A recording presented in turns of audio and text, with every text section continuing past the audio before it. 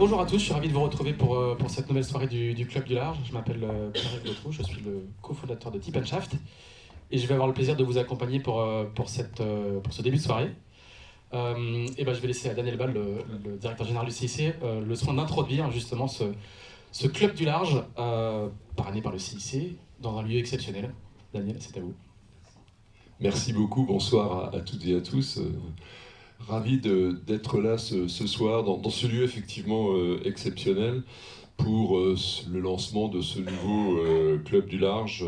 Le CIC est vraiment fier d'être parrain de ce Club du Large. On se retrouve donc effectivement ici dans cet amphithéâtre du Musée national de la Marine. Vous m'en donnez l'occasion, hein, et j'ai plaisir à le dire que nous avons fait le choix au CIC de devenir également mécène de ce musée. Hein. Le CIC est très présent dans tout ce qui concerne la culture, mais là aussi, et notamment sur Paris, nous sommes un mécène depuis plus de 20 ans du musée de l'armée, et donc là nous sommes très heureux d'annoncer que nous serons également un mécène important du musée national de la Marine. Bon, ça fait partie des valeurs auxquelles le CIC est attaché, de pouvoir transmettre le savoir et de pouvoir également s'intéresser à ce qui est l'histoire de notre pays. Et on aura l'occasion, avec ce nouvel engagement, de simplement contribuer à la valorisation de ce monde unique que vous connaissez bien, beaucoup d'entre vous en tout cas, qui est celui de la mer, des mers, des océans. Donc on sera aussi là, ce Club du Large est également mis en place pour mettre en valeur encore plus fortement une nouvelle aventure sportive que nous aurons l'occasion de vivre à partir du mois d'avril, hein, puisque c'est The Transat CIC. Je me souviens de discussions qu'on avait eues en 2018 pour devenir le partenaire titre de The Transat CIC. On rêvait de cette Transat CIC en 2020, et donc celle de 2020 n'a pas eu lieu, mais j'ai aucun doute, celle de 2024 se déroulera et sera un formidable moment entre l'Orient, en Bretagne, et puis surtout avec une arrivée qui s'annonce d'ores et déjà absolument mythique à New York. Hein. Je pense que les skippers en rêvent, l'organisateur aussi, et puis le partenaire titre que nous sommes également. Et bon, pour le peu de connaissances que j'ai en matière de voile, mais de temps à autre, je discute avec l'un ou l'autre skipper, ils disent que c'est vraiment une transat particulièrement exigeante sur une route nord. Voilà. Et je sais que c'est aussi l'héritière de la transat anglaise. Et je me souviens dans les discussions qu'on avait eues, quand on m'avait dit c'est la transat anglaise qui va s'appeler cette transat CIC, ça avait été un élément très positif pour la prise de décision. Comme quoi, il y a parfois des mots qui sonnent bien, qui sonnent fort.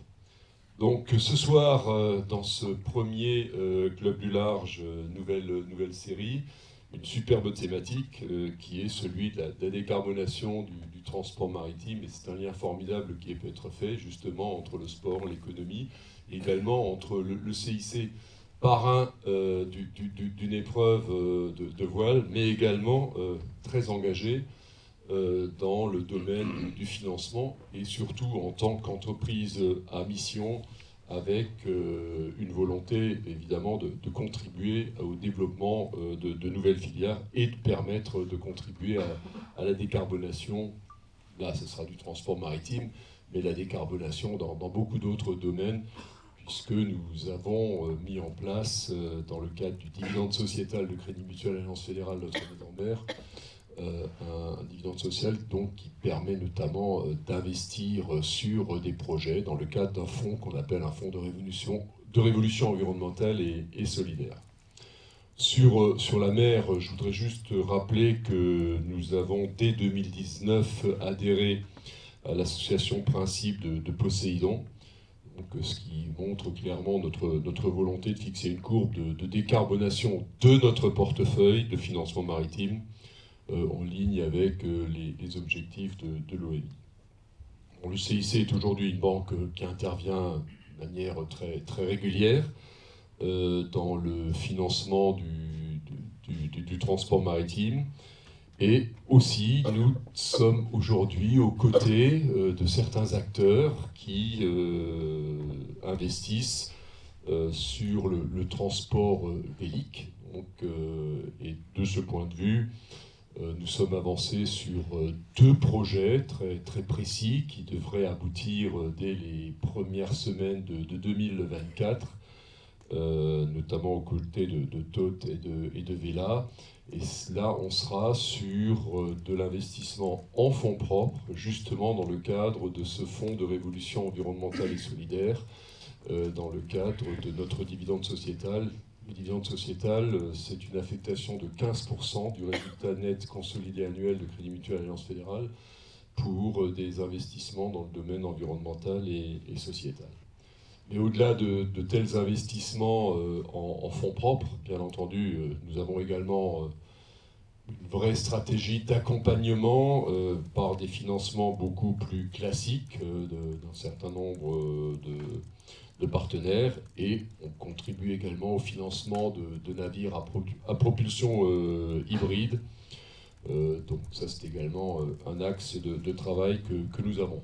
Nous voulons être, et nous continuons les discussions pour être encore plus fortement de vrais partenaires à la fois du monde de la mer, mais également, surtout dans cet angle, de permettre d'avancer autant qu'on peut le faire, à être des acteurs de la révolution environnementale qui est en cours. Voilà, je souhaite à toutes et à tous une bonne soirée, et puis franchement, je me réjouis à l'avance des échanges intéressants que nous allons entendre. Merci beaucoup pour votre attention. Merci beaucoup. Un petit mot d'explication pour ceux qui ne savent pas encore ce qu'est le Club du Large. Donc c'est le fruit d'une vision commune entre CESPOR et le CIC qui vise à fédérer les acteurs économiques, les décideurs et les passionnés de la course au large, et il y en a beaucoup ce soir, sous une même bannière et sur le long terme. Pour ceux qui étaient présents l'année dernière et les années précédentes, on a fait des tournées en région. Voilà, c'est le premier club entreprise de la voile océanique, et son objectif, c'est de rassembler à l'occasion de nombreux temps forts comme celui-là, mais aussi les départs de course, partout en France, rassembler les passionnés, puis engager des échanges concrets autour de notre environnement, de notre écosystème, en mettant en lumière ceux qui font et qui ont fait la course au large en France. On va regarder un petit teaser, mais pour mémoire, c'est le 28 avril à Lorient. Calling any O-Star boat within range. Any O-Star boat, single-handed sailing vessel.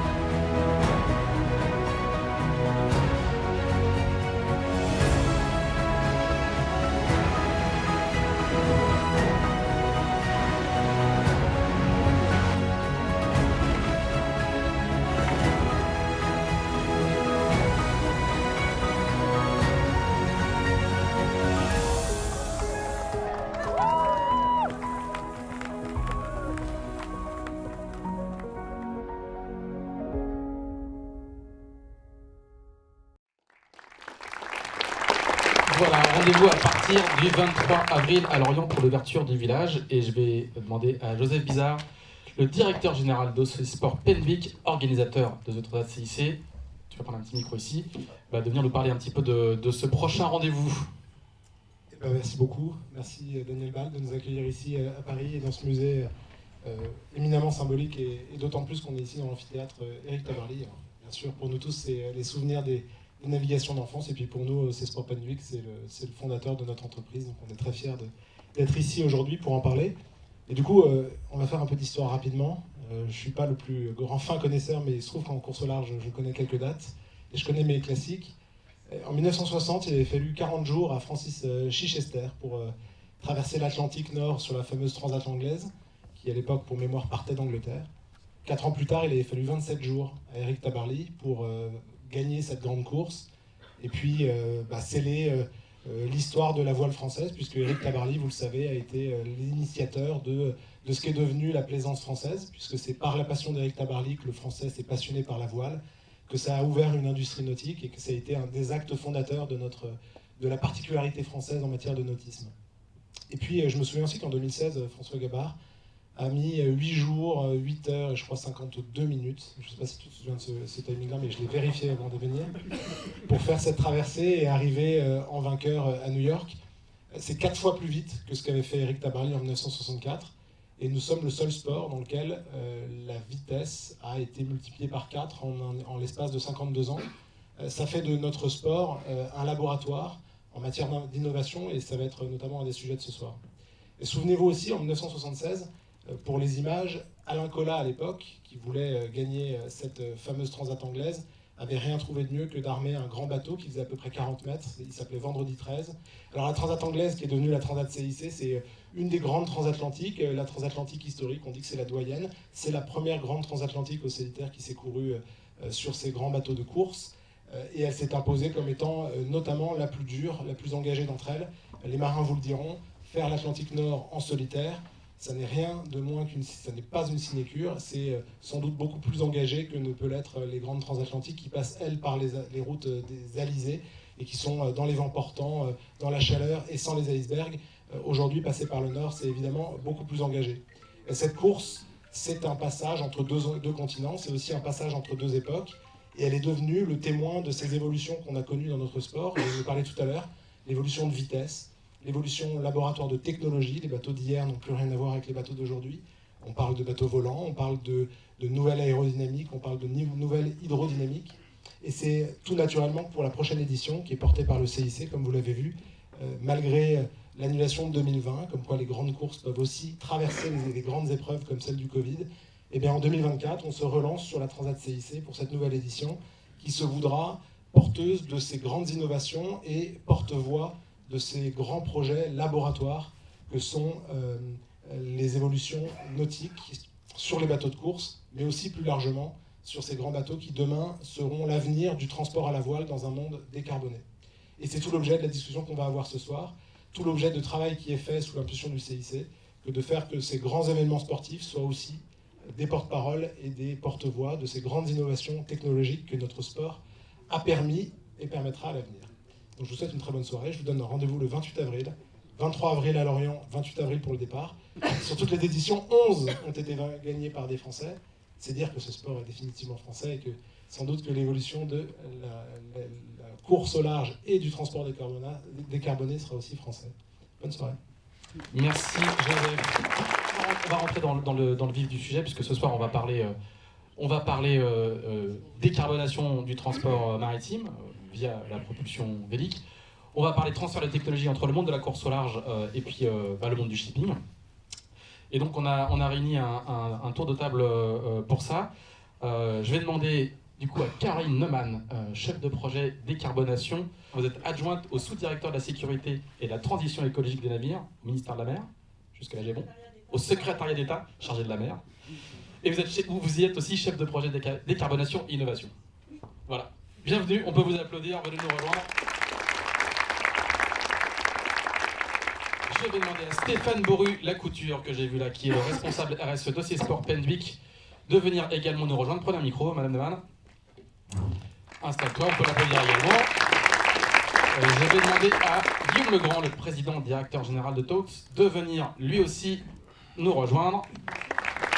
Ensuite, vous vous asseyez aussi, prenez un micro. Et je vais demander enfin à Yves Parlier, qui a gagné la battle avec Joseph Bizarre, de venir nous rejoindre.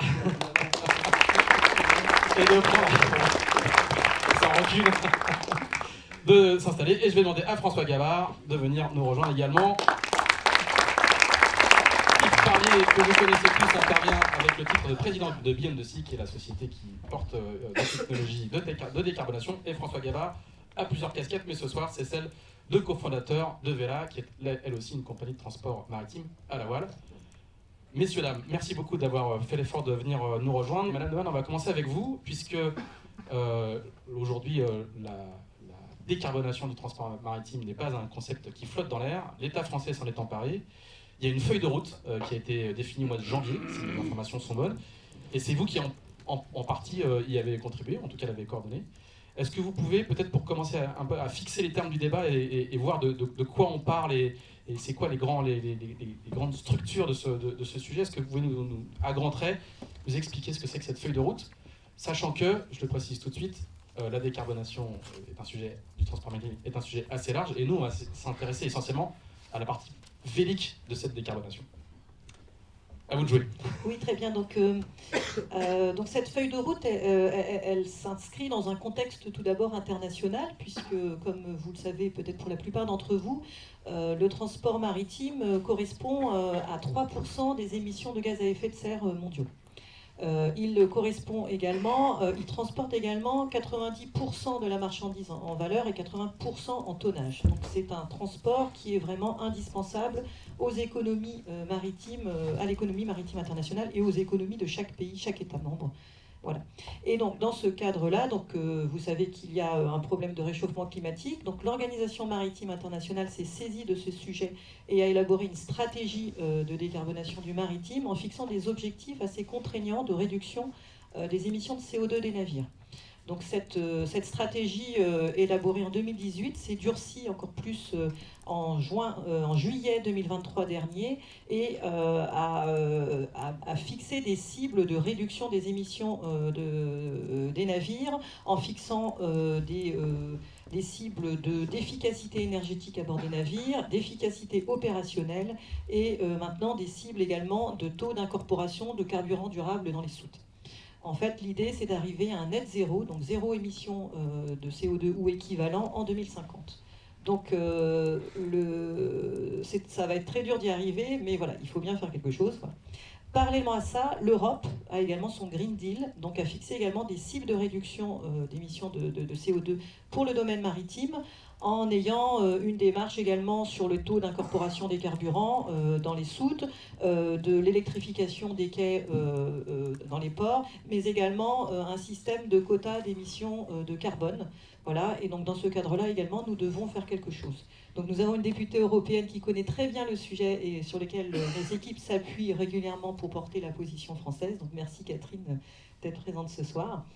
Et nous avons un contexte français d'élaboration d'une stratégie nationale bas carbone qui englobe l'intégralité des ministères français et qui est pilotée par le secrétariat général de la planification écologique et qui vise à appliquer les objectifs internationaux sur toutes les industries émettrices de CO2 dont le transport et le maritime à sa place. Dans le cadre d'une loi qui s'appelle la loi Climat et Résilience, toutes ces industries polluantes émettrices de CO2 ont dû réaliser une feuille de route. Et donc on a donné la main aux filières, donc au privé, pour réaliser spontanément ces feuilles de route de décarbonation. Et la DG AMPA, donc la Direction Générale des Affaires Maritimes, de la Pêche et de l'Aquaculture, rattachée au secrétariat d'État chargé de la mer, a copiloté cette feuille de route avec le cluster maritime français. Donc cette feuille de route a identifié les pistes technologiques, énergétiques, opérationnelles qui pourraient être envisagées, déployées sur les navires de transport, les navires de service, tout type de navire. Et donc dans ces différentes pistes, il y a des pistes technologiques, des pistes énergétiques et des pistes opérationnelles. Et ce qui ressort de plus en plus, c'est le sujet de l'énergie, donc et les carburants maritimes durables. Donc, dans les discussions qui se passent au niveau de l'Organisation maritime internationale, mais aussi au niveau de l'Europe et au niveau français, il est clair que la demande en énergie pour créer ces nouveaux carburants va être exorbitante, puisqu'on n'aura pas de carburant équivalent aux carburants actuels, qui sont les carburants fossiles. Donc, on va avoir des besoins en biomasse et en électricité vraiment incommensurables. Nous avons une énergie qui est gratuite, qui est celle du vent. Et cette énergie prend tout son sens sur les navires de transport, puisque nous avons la possibilité de revenir un petit peu comme ce que nous faisions avant, mettre des voiles ou des équipements de propulsion par le vent sur nos navires. Et donc ces équipements de propulsion par le vent ont bien été identifiés dans la feuille de route, et donc la Direction Générale des Affaires Maritimes nous à chaque fois que nous avons des travaux interministériels sur ce sujet, nous portons ce sujet vers les autres ministères, vers notamment la tirelire de la République, voilà, pour essayer de faire émerger cette filière. Pourquoi ? Puisque nous avons des acteurs français extrêmement bien positionnés dans ce domaine. Pourquoi ? Je pense aussi parce que c'est lié au fait que nous avons des coureurs au large qui sont très performants et qui sont à la pointe de la technologie et qui savent partager leurs connaissances avec les architectes navals, les ingénieurs, les bureaux d'études, pour pouvoir déployer des systèmes performants et les déployer sur les navires. Donc il est important en fait de soutenir cette industrie. Nous avons des atouts et donc la DG AMPA l'a bien noté. Et donc le coureur au large, pour nous, c'est vraiment un atout supplémentaire que la France a, puisque ça permet justement d'apporter une compétence inédite, un petit peu décalée, sur le transport maritime et créer des équipes vraiment performantes avec les architectes navals, avec les marins de commerce, avec les équipementiers, les chantiers navals, pour créer des nouveaux navires performants, rapides, mais toujours fiables et capables de transporter les biens de consommation dont nous avons extrêmement besoin. Il y a une spécificité française de ce point de vue-là dans le monde de la décarbonation du transport maritime. Quand vous négociez avec l'Europe ou quand vous êtes avec vos confrères étrangers, quand ils vous voient arriver, ils savent que vous avez un point de vue spécifique.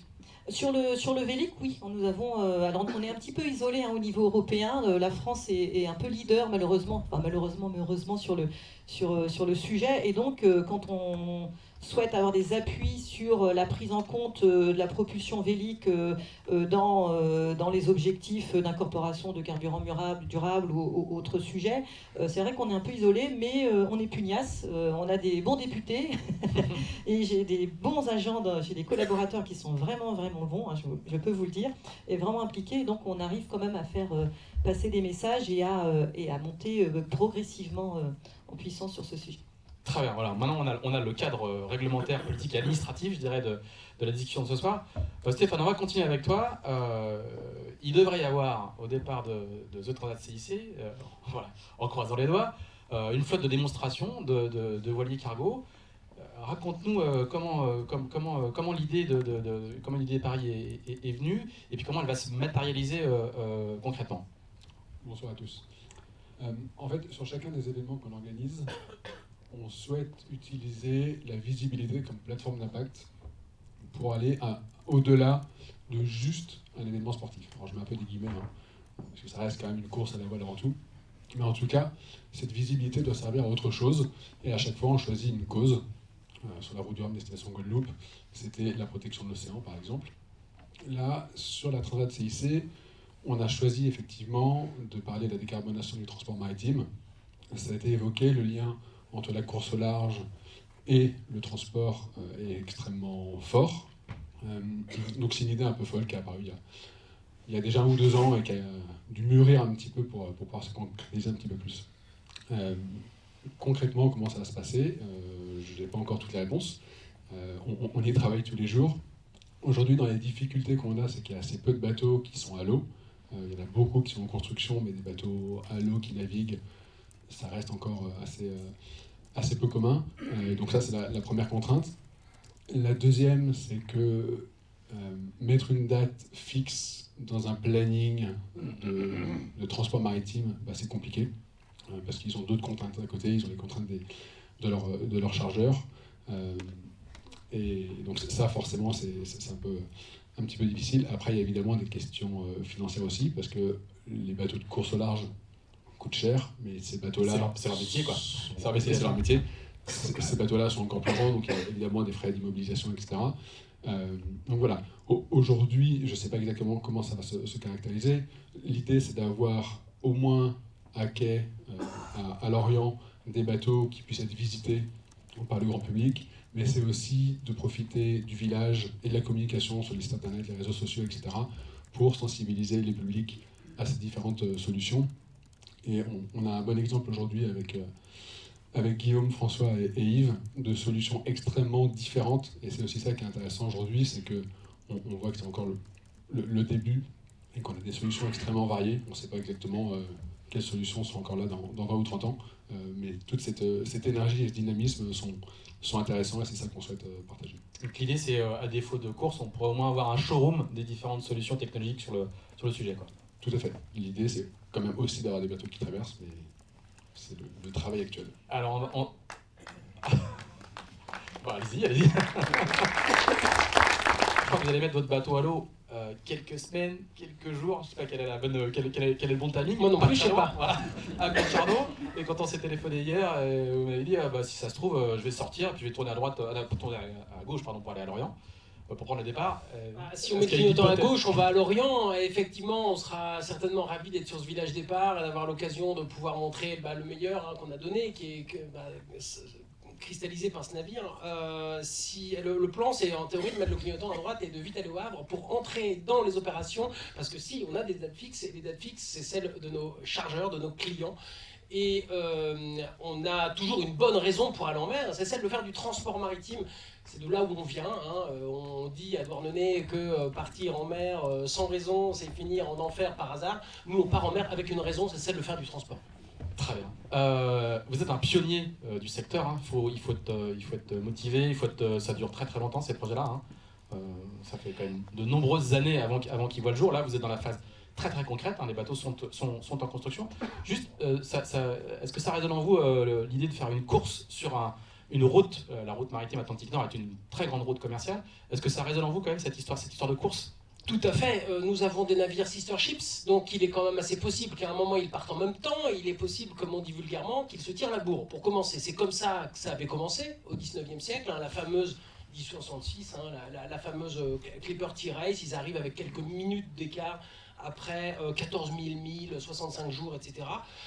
Il est assez possible que ça se fasse comme ça. Il faut quand même rendre hommage à ces voiliers-là, et notamment tout ce que la course au large doit à ces voiliers-là. Pensons à Slocum, mais pensons à tous ceux qui ont adapté dans le yachting toutes ces grandes techniques de la grande voile, le grand métier, dans ce qui est devenu plus tard justement ces Formule 1 des mers, cette innovation. Et tant mieux que ça revienne. Voilà, l'énergie circule, évidemment, parce que c'est évidemment très poreux. On a des drisses, on a des écoutes, on tire des bords. Et évidemment, la science physique autour de nos navires est très différente. Deux grosses différences, nos BP, ce sont nos chargeurs qui comptent, notre capacité à décarboner. Nous ne sommes pas des écuries événementielles. Nous ne tournons pas pour le compte de sponsors. Donc il y a une société, on va dire, du spectacle et de la communication autour de grands événements sportifs, et il y a nous qui, alors je pense que de tous les navires qu'on voit sont magnifiques, sont très beaux, mais leur objectif n'est pas d'aller faire de l'événementiel. Alors, par contre, évidemment, rendre hommage, humblement, pouvoir être là, rappeler évidemment toutes ces synergies, évidemment, le meilleur qu'on a pu prendre de la course au large chez nous est fondamental.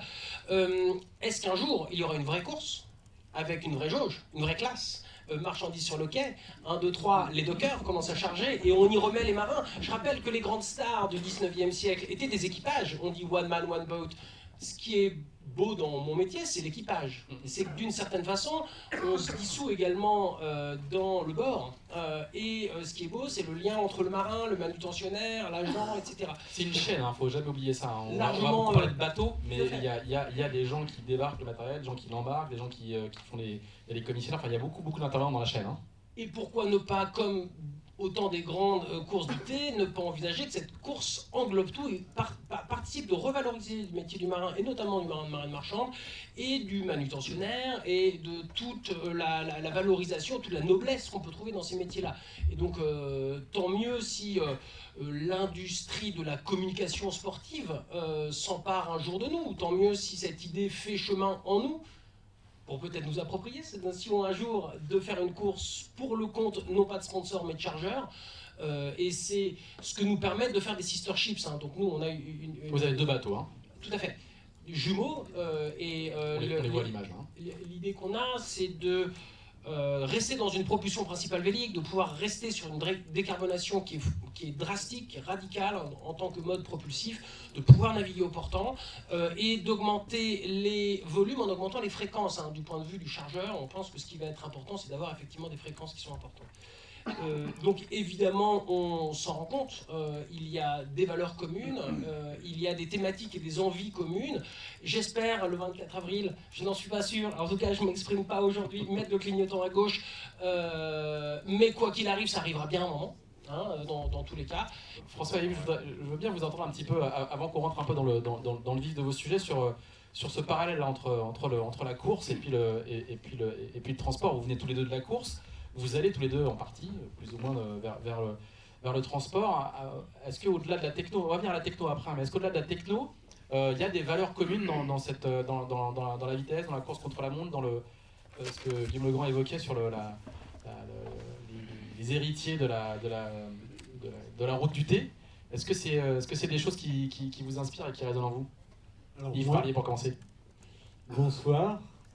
Moi, je me suis surtout aperçu vraiment de deux cultures complètement différentes, entre le transport maritime et la course au large. Quand j'étais coureur au large, je m'étais rendu compte un petit peu de décalage complet entre les pêcheurs et nous les coureurs. Je me souviens d'une discussion pendant la Solitaire du Figaro avec un pêcheur à la VHF et vraiment son incompréhension de faire de la course au large. Et ce qui est assez frappant, le milieu de la course, et je pense pas que François me le contredira, faut se rendre compte à quel point au niveau innovation, c'est une mine d'or entre les marins, les skippers qui naviguent, qui bouillonnent d'idées, qui rencontrent toujours aux extrêmes des problématiques, qui les cogitent avec leur équipe. Aujourd'hui, dans toutes les équipes de course, vous avez une cellule bureau d'études. Ils sont capables de dessiner, de fabriquer des protos. Il y a derrière des architectes navals, il y a des chantiers, il y a toute une supply chain de sous-traitants. On est capable, dans une écurie de course, de mettre au point des protos entre l'idée et la réalisation selon la pièce en un mois, de faire des tests, d'optimiser ça, de tester ensuite ça dans la course suivante, et puis de l'optimiser au final et d'arriver à une innovation dans temps record. Quand on attaque dans le milieu de la marine marchande avec quelque chose de nouveau, là on sort à une inertie.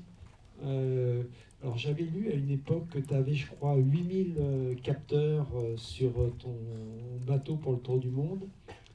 Globalement, vous avez 0 capteur sur un bateau. J'ai navigué sur le Fidelio, le Corte Real, CMA-CGN, 349 mètres de long, 13 500 containers. Il n'y a pas un capteur, hormis Anemo Girouette. Et tout se fait à la main, c'est-à-dire la tension des amarres au port. Ils ne savent absolument pas ce qu'il y a comme tension, tout est manuel. Donc on est dans deux mondes qui s'ignorent totalement. Et donc il y a une formidable chance de ce savoir-faire d'utiliser le vent qui date de Mathusalem. Ça se trouve, Homo sapiens, il y a 50 000 ans, est allé en Australie à la voile. Et le sport aujourd'hui, et grâce à des entreprises comme vous, Penwick, OC Sport, grâce à des écuries comme celle de François avec Merconcept, aujourd'hui, il y a une maîtrise, et particulièrement en France, de l'utilisation du vent, une énergie, on le disait, gratuite, de la source au sillage. C'est-à-dire que même quand on parle de biocarburants, il faut se rendre compte que pour les produire, il va y avoir énormément d'émissions, pour les transporter, pour les conserver, pour les acheminer, pour les rentrer dans la soute du bateau, il y a un parcours de dingue. Et donc utiliser le vent, c'est une chance formidable que nous offre la course au large pour la répercuter quelque part sur tous les navires.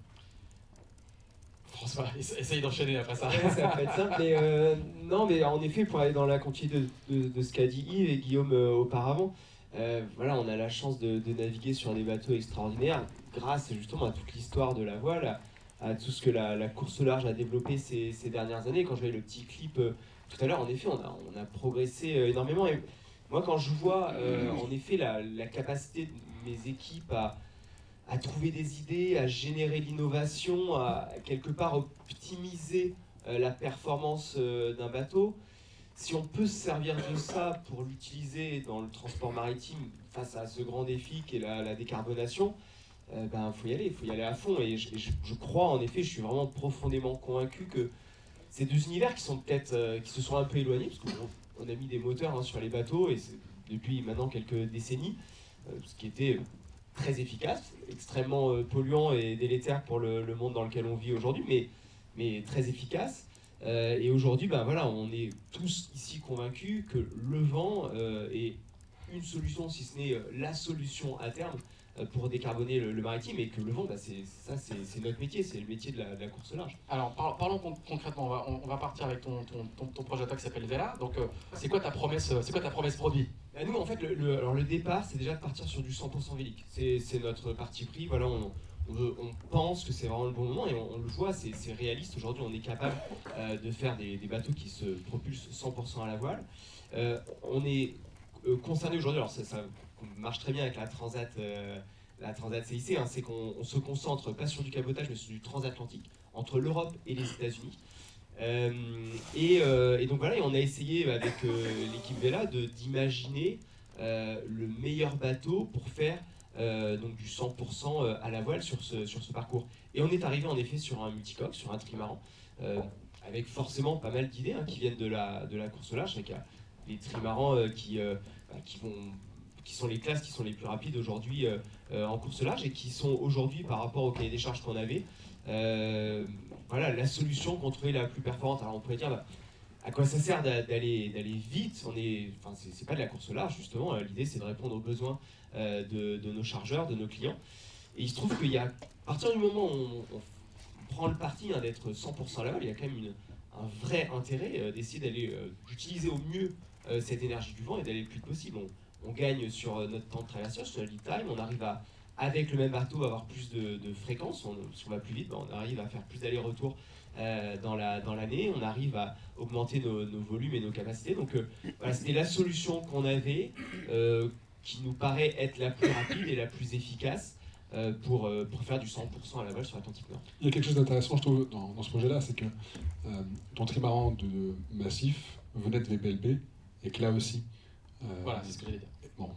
Non, vas-y. Désolé, je te laisse Non, la question. pardon. Non, mais en effet, il y a... Et en termes de transfert, on voit que c'est autant au niveau des matériaux, mais des architectes, des logiciels de routage, enfin, le transfert entre la course au large et le transport vélique sont vraiment importants. Alors, ça reste effectivement deux mondes différents. Et je me rappelle de Lise qui est derrière, qui m'avait dit, dès notre premier échange, attention, c'est deux mondes fondamentalement différents. Et c'est vrai. Mais par contre, les passerelles sont de plus en plus nombreuses et vont au-delà de la partie construction. Ça va sur la conception, le routage et encore plein d'autres choses à côté. Non, mais je pense en effet que ces deux mondes, ils sont vraiment en train de revenir, parce qu'aujourd'hui, le transport à la voile, de toute façon, il a été abandonné pendant de nombreuses années, et aujourd'hui, il revient, il doit revenir, et tout ce qui a été développé dans la course au large, en effet, est utilisé. Ce que développe Yves, les architectes, en effet, qui ont travaillé sur des bateaux de course au large, qui aujourd'hui reviennent, j'ai envie de dire, dans le match sur du transport maritime. Ces deux univers sont en train de fusionner, et je pense que c'est intéressant en effet de profiter des événements qu'il peut y avoir comme la Transat là, dans quelques mois pour essayer de renforcer un petit peu ce rapprochement. Je parlais de cabotage européen, parce que vous proposez, en tout cas sur votre site, des lignes romèdes, ce qui est assez rare en fait dans le transport maritime à la voile. Il y a essentiellement des lignes transatlantiques, beaucoup. Il va y avoir une ligne entre l'Europe et Madagascar aussi. Là, vous proposez des lignes entre, ça va être le Danemark ou le sud de la Suède, et puis la France, l'Espagne. C'est pas les mêmes météos, c'est pas les mêmes engagements. Non, alors pour le moment, on a vraiment le focus de ce premier bateau, donc on n'a pas encore lancé la construction. On est vraiment dans la période de levée de fonds. On cherche des financements pour lancer la construction au plus vite, pour être opérationnel sur l'Atlantique Nord à la fin de l'année 2025 si tout va bien. Et donc voilà, notre focus pour le moment c'est vraiment Europe, États-Unis. Alors pourquoi ce parcours, qui est un parcours qui est compliqué, on le disait sur la transat anglaise, ça reste un parcours compliqué, mais c'est un endroit sur la planète où il y a du vent. Relativement, enfin on arrive à plutôt bien le prévoir. On va pas traverser ces zones de poteaux noirs, des détroits. Voilà, même s'il y a l'anticyclone qui joue un petit peu sur le parcours, même s'il peut y avoir des dépressions, et on le voit bien l'hiver, qui peuvent être très fortes. Aujourd'hui, on a des connaissances météo qui nous permettent justement de gérer ces soit zones de vent très fort ou zones de vent peu fort, et d'avoir justement cette promesse du 100% vélique avec une bonne vitesse sur l'Atlantique Nord. Donc voilà, on est vraiment focus sur cette ligne pour le moment. Ok, très bien. Yves, on va voir ton projet à toi. Alors, c'est totalement différent. Là, toi, tu viens proposer, si on peut mettre les slides, des kites de Beyond the Sea. Donc, il y a un kite. Ça, c'est le Sea Kite qui est vraiment destiné. Alors, voilà, on est sur un bateau spécifique qui est le démonstrateur, qui est ton ancien bateau de course. Mais toi, ce que tu proposes, c'est vraiment et ça, c'est la Liberty Kite pour la plaisance et la pêche artisanale. Toi, ce que tu proposes, le Sea Kite, c'est vraiment un complément pour le transport maritime traditionnel, quoi. Beyond the Sea, effectivement, on est positionné très différemment puisqu'on est équipementier et on s'adresse, nous, directement plutôt à des armateurs, et plutôt des armateurs qui ont déjà des navires, et de compléter donc leur propulsion avec une propulsion secondaire à partir d'un kite. Et donc effectivement, on a... Alors ça, c'est le Liberty, donc ça c'est plutôt pour la plaisance. Si on peut mettre l'autre slide, s'il vous plaît. Le Liberty Kite, qui est un kite qui va se gérer lui-même tout seul, mais c'est un kite assez unique au monde, parce qu'il est quand même en écoulement laminaire, sans pour autant nécessiter un pilotage. Et donc sur un voilier dématé, il va pouvoir par exemple remonter contre le vent, et aussi donc être très simple d'utilisation. Il y a juste du tissu et 2 lignes, et il s'adapte en quelques 10 minutes sur n'importe quel bateau à peu près. Et donc il est vendu aujourd'hui sous forme de sécurité, à environ 170 bateaux en sont équipés.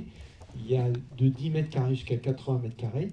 Et sinon, on travaille surtout pour le développement d'une aile donc, qui s'appelle le Sea Kite, qui, elle, est équipée de tout un système d'envoi et de récupération que vous voyez là sur notre catamaran démonstrateur, qui est aussi sur un yacht de 24 mètres aujourd'hui, et qui, l'année prochaine, va équiper un tanker et un remorqueur de haute mer. Et avec ce kite, Sea Kite, on espère équiper, là pour le coup, le maximum de bateaux existants. Il faut savoir qu'il y a près de 90 000 navires de marine marchande, par exemple, pour ne parler que de la marine marchande, puisque la pêche, il y en a plusieurs millions. Et faire gagner à ces armateurs quelques pourcentages. Et tout à l'heure, Madame Neumann parlait donc des coefficients d'efficacité énergétique. Elle parlait des taxes. En fait, les bars, par exemple, vont augmenter tous les ans de 2,5% par an. Et le risque pour un armateur, c'est de se retrouver avec son bateau qui va partir à la casse. Un kite va lui permettre de gagner peut-être 5 à 10 ans de vie de son bateau, ou va lui permettre de rester au-dessus d'une fourchette sur laquelle il n'est pas taxé en carbone. Donc ça devrait nous aider à démarrer cette technologie qui est quand même très nouvelle pour la traction des bateaux. Guillaume Legrand, chez Taut, c'est pas que je veux vous faire de vous le grand ancien, mais vous avez une ancienneté dans le secteur supérieure à beaucoup d'entre nous ici. Vous jetez quel regard sur ces propositions techniques qui sont très, très différentes de la vôtre? Vous les voyez arriver comme ça? Humble, très admiratif, parce que vous faites tous les deux, parce que tout le monde fait ici dans la salle, chacun fait ses choix, chacun fait son analyse, chacun essaie de progresser, rien n'est facile, hein. On est sur une table ronde, tout est simple, tout va bien, mais notre quotidien est dur, il ne faut jamais oublier ça.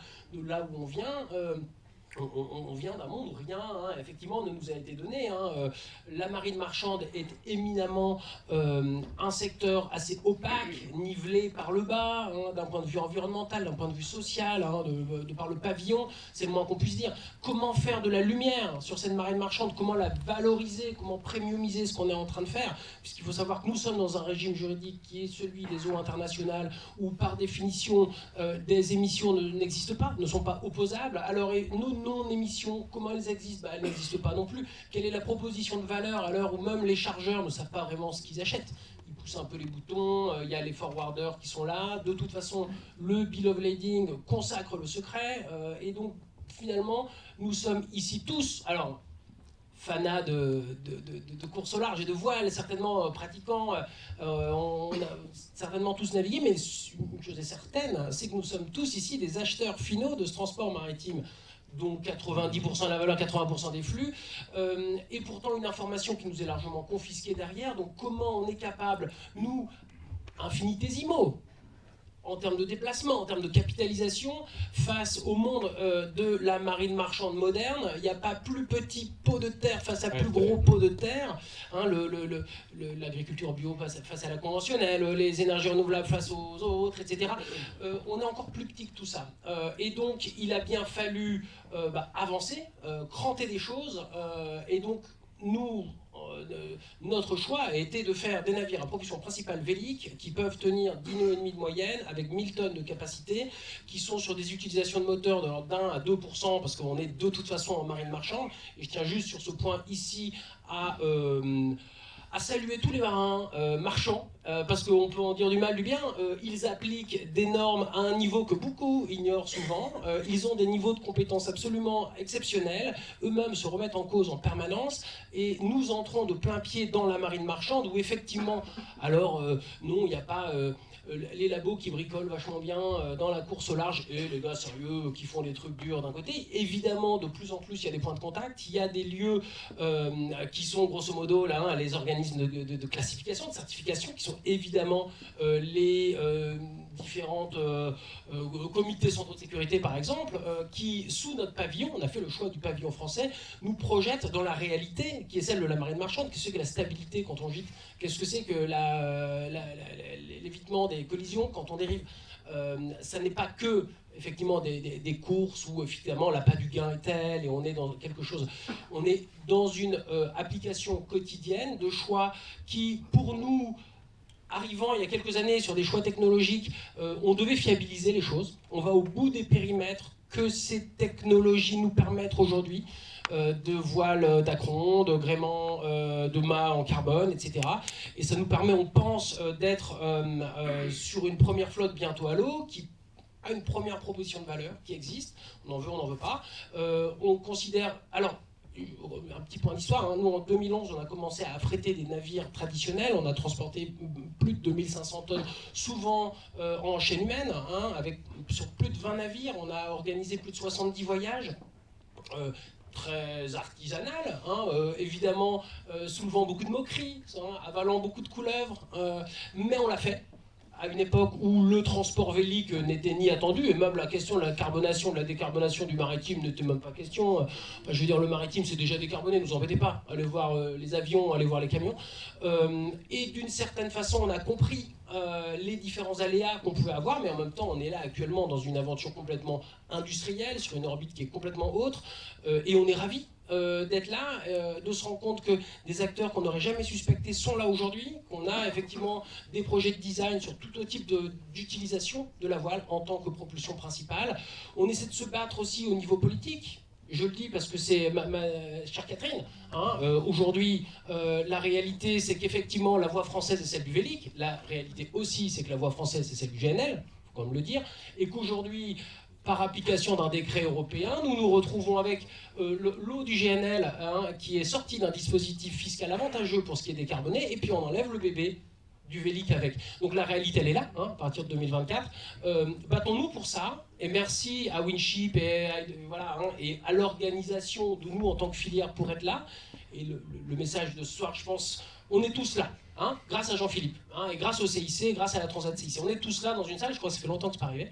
Prenons cette photo, Jean-Philippe, et faisons front commun pour défendre becs et ongles, parce que face à nous, c'est des très très gros. Hein, nous sommes très heureux armateurs de France, que je salue. Hein, et on a appris à connaître, en tant que tout petit là-dedans, les interstices, hein, les strapontins, appris à être plus ou moins agile. Mais on sait également quel est le poids des grands armateurs. À mon avis, c'est une grande chance d'être un grand pays maritime avec de grands armateurs dans différents types d'exploitation maritime. Profitons de ça en famille pour défendre nos intérêts qui sont ceux de la véritable décarbonation. Très bien. Madame Neumann, je vous ai vu faire la moue à une ou deux reprises en écoutant à plusieurs reprises, à 3 reprises. Oui, 3 fois. Donc, je vais me permettre d'intervenir, il y en a pour tout le monde. Donc, Monsieur Parlier, j'ai entendu dire qu'effectivement, les marins de commerce n'étaient pas du tout comme les coureurs au large, n'étaient pas du tout les mêmes personnes, et puis vous avez fait référence aux pêcheurs, donc c'est encore un autre monde. Alors, tout d'abord, un marin de commerce, ça ne monte pas en haut d'un mât, à la force des bras, à réparer quelque chose en pleine tempête. Un marin de commerce, quand il y a un équipement qui tombe en panne, il ne va pas aller au mouillage dans une baie, réparer son mât avec un four fait maison, et voilà. Donc ça, c'est pas ça. Donc les marins de commerce, ce sont des gens qui sont salariés, qui doivent faire un travail de transporter un bien d'un point A à un point B, et ils doivent le faire dans des conditions de vie à bord et de sécurité suffisantes. Donc voilà pourquoi c'est un petit peu différent. C'est pas des surhommes, c'est des surhommes, mais pas de cette manière-là. Ensuite, j'ai entendu également l'inertie de la marine de commerce. Pourquoi l'inertie de la marine de commerce à se décarboner? C'est qu'il n'y a pas qu'une solution. Le Vélic, oui, mais il y a d'autres solutions. Et donc, ils sont en train de tous chercher quelle est la solution pour la moins chère, parce que on est aussi inscrit dans un monde de commerce maritime. Quelle est la solution la moins chère et la plus efficace pour décarboner le navire, pour respecter les cibles de l'OIB? Alors, aujourd'hui, on a un souci. On a beaucoup d'équipementiers là, qui sortent des technologies Vélic innovantes, mais on ne sait pas objectiver les performances. Donc je peux dire, hein, tout le monde nous vend du rêve, moi c'est 30%, 40%, ah moi c'est encore plus. Non, c'est pas ça. Donc là, heureusement, la filière Vélic, grâce notamment à Lise de Trimont et Winship, s'est coordonnée pour se lancer dans un projet structurant qui vise justement à fiabiliser, à faire un programme dont la fiabilisation des données de performance de ces systèmes. Tant qu'il n'y aura pas ça, les armateurs, ils diront « mais non, mais eux, ils me vendent du rêve, comment je peux m'engager là-dessus alors que j'ai un retour sur investissement indispensable ?» Donc il y a ça aussi. Il y a un deuxième sujet, c'est qu'ils parlent de fiabilité. Moi, j'ai ces mots à la bouche. Tous les armateurs me disent « Nous, on veut des systèmes fiables. On veut pouvoir être sûr que ça ne tombe pas en panne. On veut pouvoir les réparer aux 4 coins du monde. » Et donc ça aussi, c'est un sujet. CMA-CGM en parle beaucoup. Eux, ils veulent en plus des systèmes fiables qui puissent être rabattables et totalement non gênants lors des opérations de déchargement des conteneurs. Donc encore un petit sujet à travailler pour nos chercheurs Vélic, s'il vous plaît. Et j'avais un autre sujet aussi. Pourquoi cette inertie de voiliers qui n'aboutissent pas? C'est qu'ils aboutissent surtout sur des petits navires. Parce que pour le moment, les équipements ne sont pas encore capables d'être déployés sur des navires de grande échelle avec des potentiels de réduction de consommation de gazole suffisante. On commence à voir peut-être avec Silent Sea sur les gros paquebots, mais c'est tout pour le moment. Il n'y a pas de solution encore Vélic identifiée pour mettre des voiles d'envergure sur des gros porte-conteneurs capables de faire du 100% à la voile, c'est peu probable. Donc c'est pour ça que les navires qui sortent sont des petits navires. Donc voilà, il y a toute cette problématique. Donc la marine marchande veut changer, mais c'est pas si facile. Pour réagir aux différents propos, et je pense à Guillaume, c'est que c'est fabuleux. Enfin là aujourd'hui dans cette salle, il y a une énergie, il y a plein d'idées différentes, et face aux défis qu'on a de décarbonation, c'est juste, voilà, faut réaliser la chance qu'on a de pouvoir rassembler dans la même salle, en effet, toutes ces idées, toutes ces solutions, ces différentes approches. Et quand je vois justement l'histoire de la course au large depuis des années et la capacité qu'on a eue à imaginer, inventer avec des bateaux qui étaient différents, il y a eu toujours plein de choix et de stratégies différentes. Je pense qu'on peut être très très positif et optimiste sur voilà, sur la capacité ici en France à inventer, imaginer des solutions, des bateaux et voilà, et des solutions pour répondre à ce problème de décarbonation avec toutes enfin ouais, c'est pas simple, hein, c'est loin d'être évident, comme le disait. En face de nous, il y a une marine marchande qui est installée depuis très longtemps, qui a plein de contraintes, mais voilà, moi je dois être assez optimiste et voir tout ce qu'il y a. Et on est aujourd'hui, mais voilà, il y a en effet un espèce d'écosystème qui existe dans la course au large et un peu, donc justement, à la racotée, je sais pas comment le dire, fait que tout ça, on est main dans la main, mais en effet, il y a plein de projets et il y a pas de comparaison. Enfin, dans le monde, il n'y a aucun autre endroit dans le monde où il y a cette énergie-là en ce moment avec tous ces projets. Il ne faut pas qu'on passe à côté de ça, en fait. Il ne faut vraiment pas qu'on loupe ce coche-là, parce qu'on a en France, voilà, cette capacité à répondre à cet enjeu mondial au niveau maritime, et il ne faut vraiment pas le louper, quoi. Très rapidement, il faut reposer les enjeux. On a dit qu'effectivement, au mois de juillet, on est passé d'un objectif de 50% en 2050 à zéro net. Et ça, c'est la planète qui nous l'impose. Donc là, il ne s'agit plus de se poser des questions, il faut foncer, quoi. Je veux dire, il y a des aspects d'échelle, ça c'est des problèmes d'argent, hein. Et donc ça c'est bien qu'il y ait des gens comme le CIC qui se disent « Allez, nous on va financer la décarbonation ». Alors merci à eux. Et là, il faut se relever les manches et il faut foncer.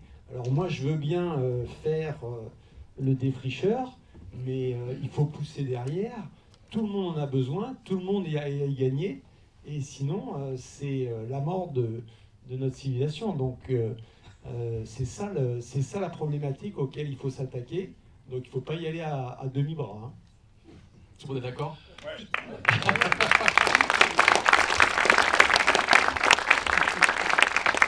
Merci Yves, on ne se rend pas tout à fait compte effectivement de l'ampleur de la catastrophe climatique. On en rigole, mais non, c'est pas du tout rigolo. On est en train de créer quand même un monde qui a ses propres capacités à organiser non seulement notre incapacité à vivre, mais de toute la biosphère autour de nous.